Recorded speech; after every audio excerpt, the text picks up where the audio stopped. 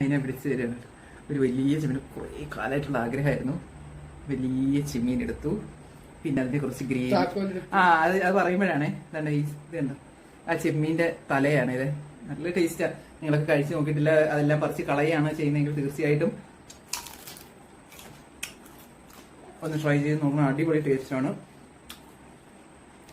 അപ്പോൾ ഇങ്ങനെ കുറച്ചിങ്ങോട്ട് എടുക്കുക, കുറച്ച് ഇങ്ങനെ അങ്ങോട്ട് ഇളക്കുക.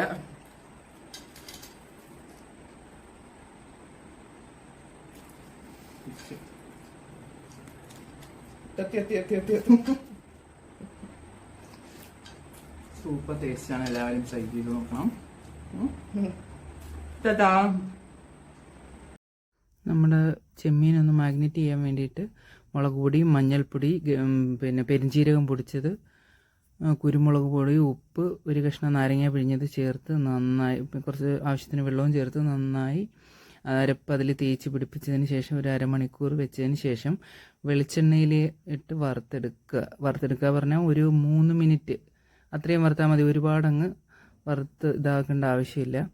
എന്നിട്ട് വറുത്ത് കോരി വെച്ചതിന് ശേഷം നല്ല വെളിച്ചെണ്ണയിൽ തന്നെ ചെറിയ ഉള്ളി, പച്ചമുളക്, ഇഞ്ചി, വെളുത്തുള്ളി, പിന്നെ ഉപ്പും കൂടി ചേർത്ത് നല്ല ഗോൾഡൻ കളറിൽ വഴറ്റിയെടുത്തതിന് ശേഷം അതിലേക്ക് തക്കാളി ചേർക്കുക.